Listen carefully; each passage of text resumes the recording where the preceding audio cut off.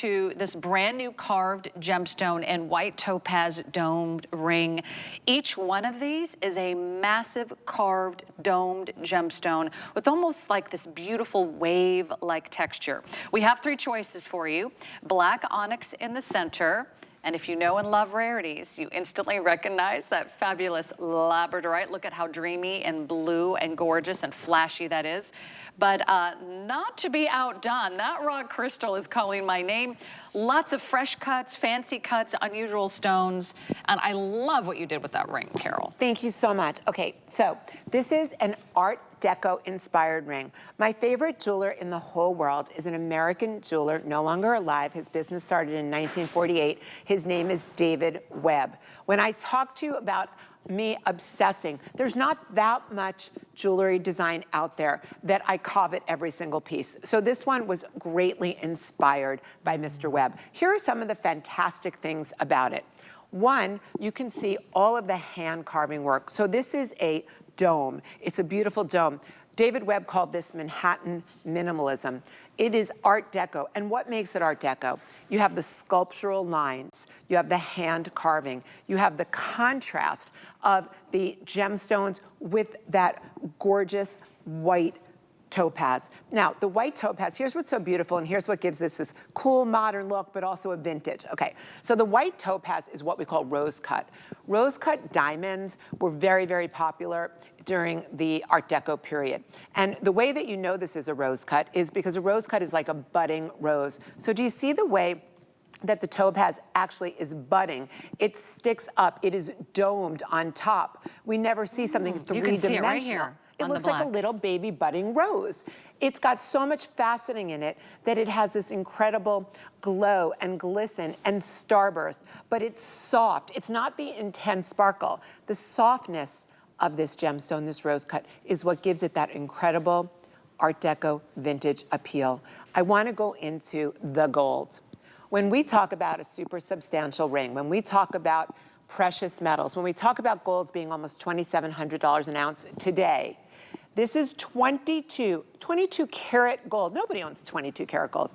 That is 1 full micron or 1 full plate over sterling silver.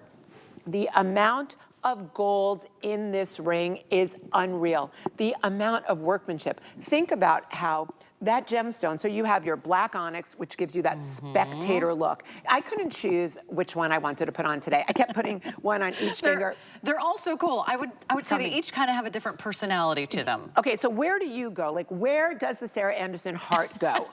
Well, the first one that caught my attention, of course, was the Labradorite, because I know you're famous for your Labradorite, and I know you love a gemstone that almost has a lit from within look. I'm going to show that to you on my finger so you can see it in all of its glory, but it has a very beautiful, mystical glow. It almost looks like there's something else on the inside, but that's just the Labradorite, right? That is the Labradorite. There's no magic here. I'm not putting anything inside to give it. So this Labradorite is so special because it's called blue Labradorite. Labradorite starts out gray. That's the base quality. When you get to the premium AAA Carol Brody Rarity quality, the best that it is, it has blue iridescence that lives within the gemstone. So agilorescence or labradorescence is all about light play. It's about what's inside the gemstone. And when the light diffuses in it, it turns this magical color. I am known for my Labradorite. It is my best-selling gemstone, #1. It's never gotten any review less than 5-star. Now we're gonna move into David Webb's favorite. He loved working in rock crystal. Rock crystal, it reminds me of Baccarat crystal or Lalique crystal or Steuben. These are the premium brands. This is the exact same crystal that if you went into a store and you saw one of their small little animals and they're $1,000, okay? This is the same rock crystal, but this is jewelry. So this is hand carved.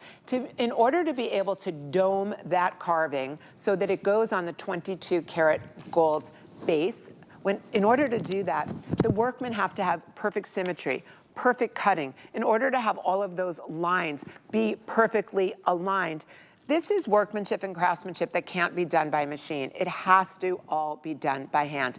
Then when we're bezel setting, the fact that they're rose cutting, we're not just giving you a bezel set flat stone, because everyone else would have.